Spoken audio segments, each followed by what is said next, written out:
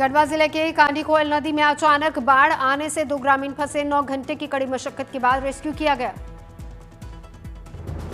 Durgapur barrage से छोड़ा गया 43,750 क्यूसेक पानी। बड़े पैमाने पर पानी छोड़े जाने से दामोदर नदी की निचली घाटी में बाढ़ की आशंका।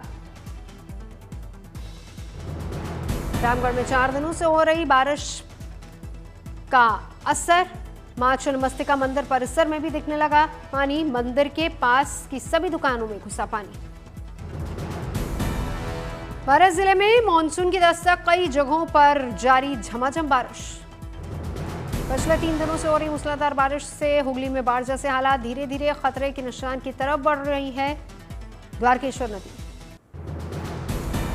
जमशेदपुर में पिछले 3 दिन की अपेक्षा आज बाढ़ के हालात में थोड़ी राहत। नदी किनारे पहुंचे लोग।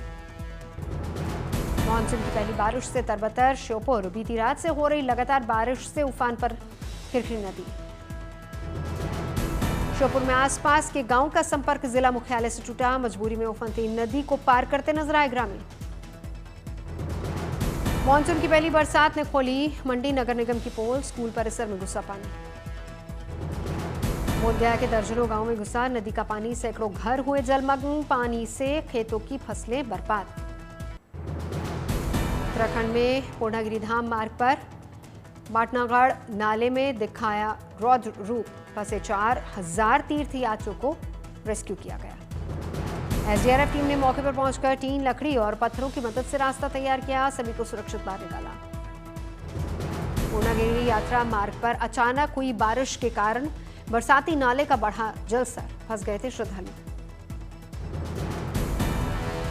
खूंटी में करकरी नदी में काम के दौरान अचानक आई बाढ़ में फंसे 20 मजदूर एनडीआरएफ की टीम ने सुरक्षित निकाला।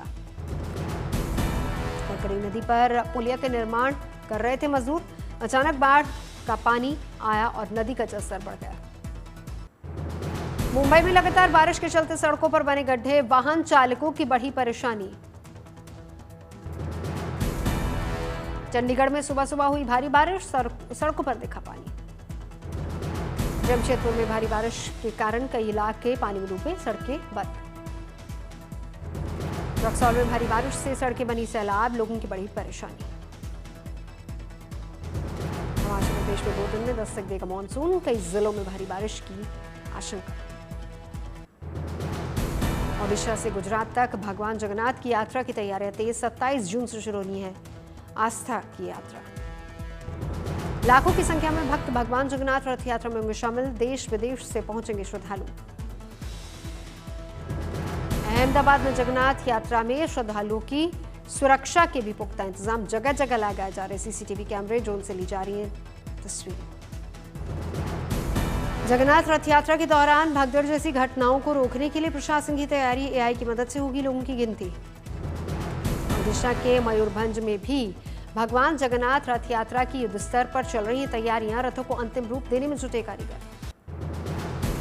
यूपीएससी ने शुरू की प्रतिभा सेतु। अब मेरिट लिस्ट से बाहर हुए कैंडिडेट्स को सरकारी नौकरी का मौका।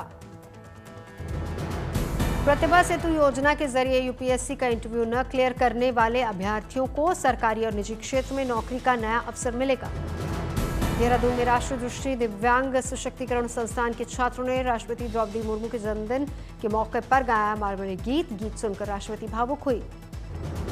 राष्ट्रपति द्रौपदी मुर्मू इन दिनों देहरादून की यात्रा पर हैं। आज देहरादून के राष्ट्रपति निकेतन में उनका जन्मदिन मनाया गया। धरती आबा जनजातीय ग्राम उत्कर्ष अभियान के तहत केंद्र सरकार की योजनाओं से आदिवासी बहुल इलाकों में आएगी विकास की बयार। इस अभियान में धनबाद के 196 आदिवासी गांव को किया गया शामिल। प्रयागराज के मनकामेश्वर मंदिर में लागू होगा ड्रेस कोड। जीन्स पैंट और आधुनिक कपड़ों पर लगेगी रोक। श्रद्धालुओं ने स्वागत किया।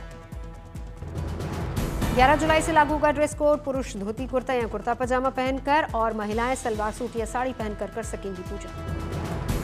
ईरान इजरायल युद्ध के बीच भारत का ऑपरेशन सिंधु जारी। 1000 छात्र 3 चार्टर्ड फ्लाइट से पहुंचेंगे दिल्ली। सुपौल के वीरपुर से अब हवाई जहाज भरेंगे उड़ान। वीरपुर हवाई अड्डे के विकास की घोषणा से इलाके में उत्साह। नेपाल सीमा से सटा हुआ वीरपुर का एयरपोर्ट सीमांचल और कोसी क्षेत्र के व्यवसाय, पर्यटन और निवेश को मिलेगी गति।